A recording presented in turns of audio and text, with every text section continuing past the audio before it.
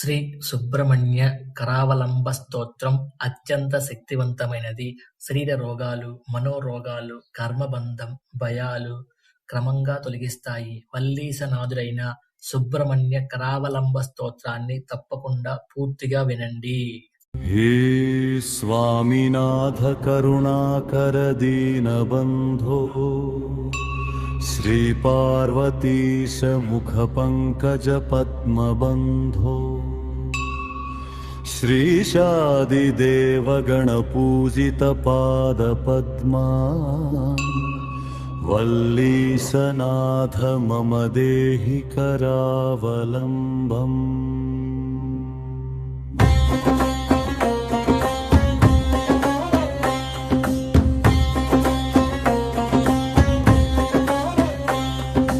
देवादिदेवनुत देवगणाधिनाथ देवेन्द्र वन्द्य मृदु पंकज मंजुपाद देवर्षि नारद मुनीन्द्र सुगीत कीर्ते वल्लीशनाथ मम देहि करावलम्बम्।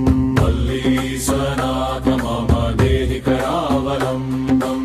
नित्यान्नदान निरताखिल रोगहारिन् तस्मात् प्रदान परिपूरित भक्त काम श्रुत्यागम प्रणव वाच्य निज स्वरूप वल्लीशनाथ मम देहि करावलम्बम्। वल्लीशनाथ मम देहि करावलम्बम्।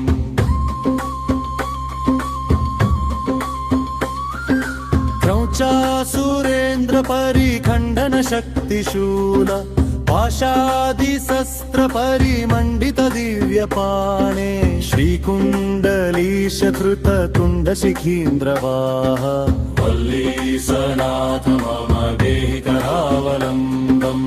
वल्लीशनाथ मम देहि करावलम्बम्। देवादिदेवरथ मण्डल मध्य वेद्य देवेन्द्र पीठ नगरं धृतचापहस्तम् शूरम् सुरकोटिभिरीड्यमान वल्लीशनाथ मम देहि करावलम्बम्। वल्लीशनाथ मम देहि करावलम्बम्। हारादिरत्नमणियुक्त किरीटहार केयूर कुण्डलल सत्कवचाभिराम हे वीर तारक जयामर बृन्दवन्द्य वल्लीशनाथ मम देहि करावलम्बम्। वल्लीशनाथ मम देहि करावलम्बम्।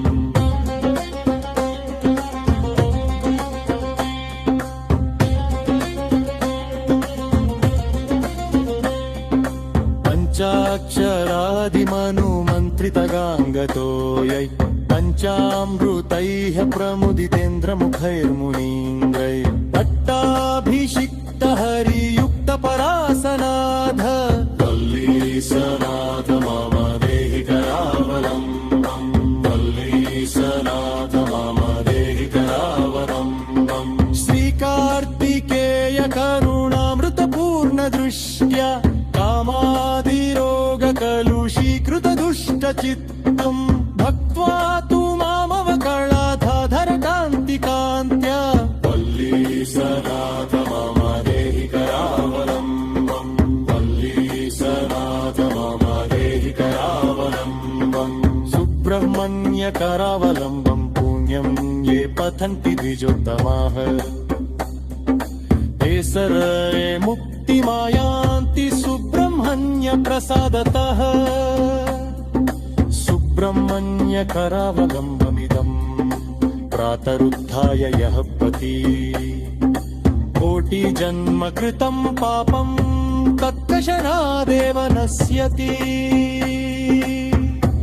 इति श्री सुब्रह्मण्य अष्टकं सम्पूर्णम्।